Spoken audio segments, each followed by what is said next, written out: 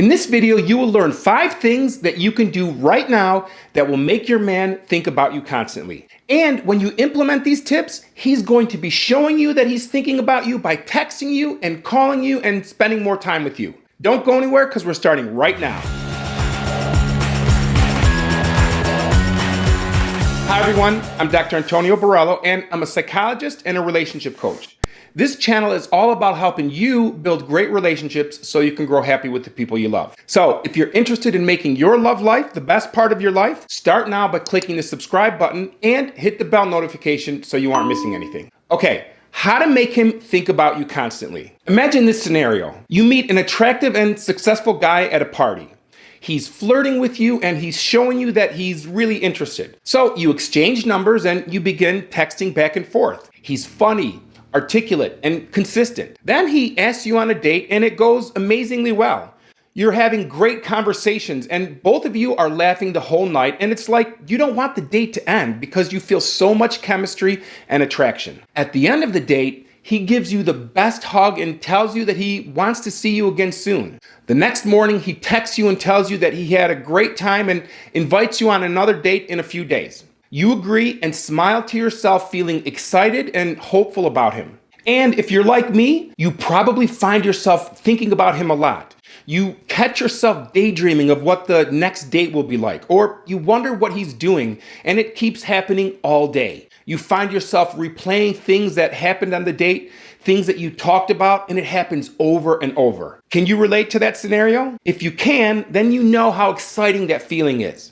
And of course, you are probably hoping that he is as excited as you are and thinking about you as much as you're thinking about him. You want him to have those same magical feelings that you're experiencing. Well, I'm going to tell you exactly how to make that happen. But before we get into it, I need you to understand 2 things. First, these are not tips that I made up. These are tips that are based on theories of behavioral psychology and motivation, and they really do work. And secondly, these tips are powerful, but they're not magical. These tips aren't going to make an uninterested man suddenly fall in love with you. But if he was initially attracted to you at some point, these tips will certainly pique his curiosity and get him thinking about you and wanting you more.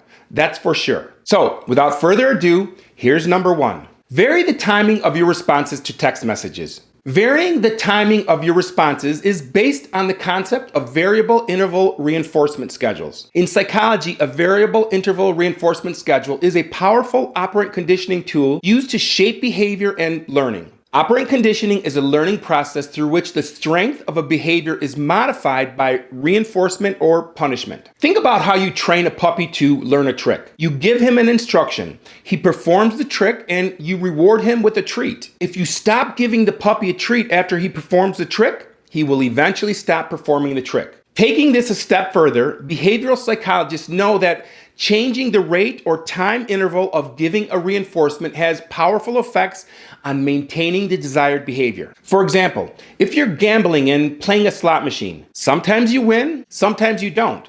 But you know for sure that if you keep playing, you will eventually win. A person playing a slot machine will continue putting money into the slot machine because he or she never knows when the next reinforcement is coming. They keep thinking that with the next quarter, he or she could win $50 or $100 or even more.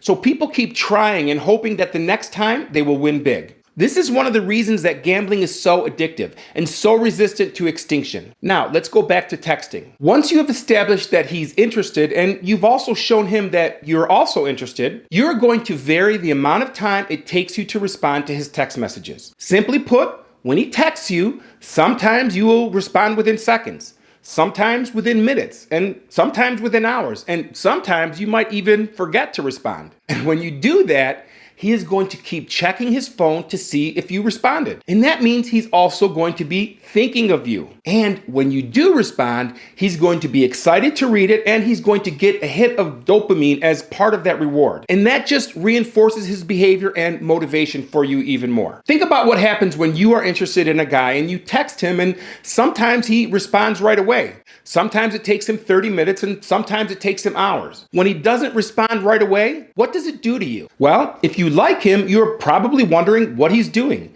Is he busy? Is he working? Is he away from his phone? Did he forget about me? But do you like him any less, or does it simply cause you to think about him more? Doesn't it make you check your phone more and think about what he's doing?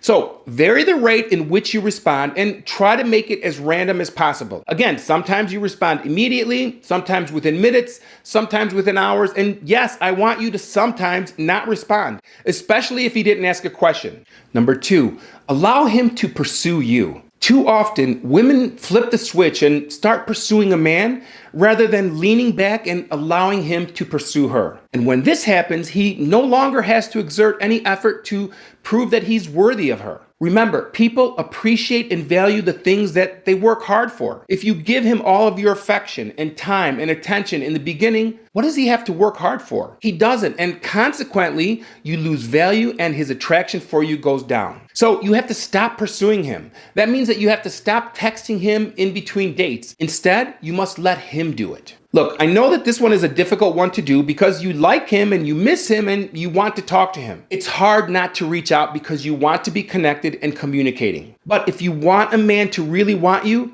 you must pull away and allow him to miss you. Allow him to pursue you. He's a man and he needs to do that. Number 3, have no expectations. I know it's difficult to not think about the future when you really like someone. At the same time, it is important to tame your expectations before you've really gotten to know someone. So take any expectations out of your mind, because when you make something a goal, 2 things happen. First, you start planning and living in the future, and then you constantly measure your progress towards that goal. And secondly, when you start thinking of this new person as the one, you will start daydreaming and romanticizing a relationship that doesn't even exist yet and may never exist. So instead of being able to be present and engaged in this moment, you're stuck in a future where you are assuming so much. You're daydreaming and fantasizing of all the amazing times that you'll share. That causes you to elevate the importance of this relationship a great deal. And when you put too much into this outcome, you become too invested in a future that you can't control, and that causes anxiety. When you really like someone, when you really want someone, the stakes are even higher. The level of importance you attach to that person is higher, and your level of anxiety and fear of losing that person goes way up. And when that happens, any insecurities that you may have about the relationship or about dating that person manifest in your interactions with him. And guess what happens?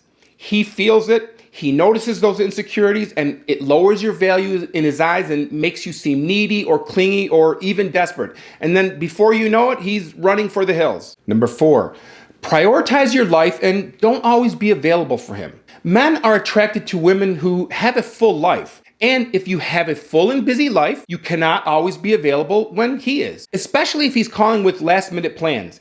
He cannot think that you will drop everything or change your plans for his last-minute request. This goes a long way towards helping him to see you as a high-value woman with an exciting life. Look, I understand that it isn't always easy to do. When you're excited about someone, you want to spend as much time with them as possible. But you must make sure that you are keeping up with the life you had prior to meeting him. And you can't stop doing the things that you were doing before you met him. So make and keep plans with your girlfriends and keep your schedule busy. This goes a long way towards helping him to see you as a high-value woman. And believe me, when you prioritize your life, he's going to take notice and your value in his eyes will go up, as will the challenge. So he will be wanting you more than ever. Number 5, exude confidence by overcoming your fear of rejection. As we've talked about in other videos, confidence in both men and women is very sexy and it draws people to you. Confidence creates an aura that draws people in.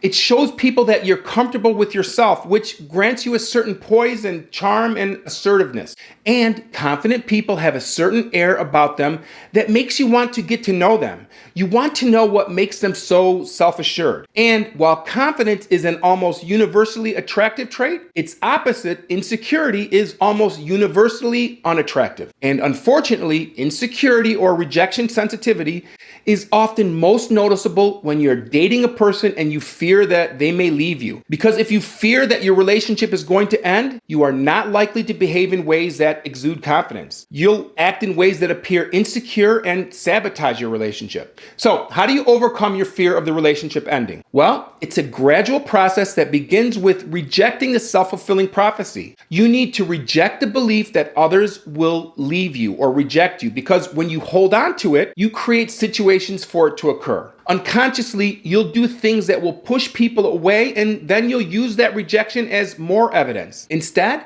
you need to end the self-fulfilling prophecy by deliberately looking for signs of acceptance, and maybe even writing them down if you need to. See, no particular rejection is the end of the world for you. It might be painful, but you will survive and you can become stronger as a result. Look, rejection is a disappointment. It's a feeling and it hurts. But when you get rejected, you cannot assume that it means something awful about you. You have to embrace the belief that if it's meant to happen, it will. If you're not compatible with someone, it's not going to work out in the long run anyway. Rejection doesn't mean that there's something wrong with you. It only means that whatever you're asking for at this time is not meant to happen. You have to believe that experiencing rejection isn't the same as being unlovable or worthless or destined to be alone forever. In other words, rejection doesn't have to carry that much weight because you don't have to let it. Dealing with rejection is an issue that so many people struggle with. So if you have some strategies that you've used that have helped you to deal with rejection, I'd love to hear about them. Please leave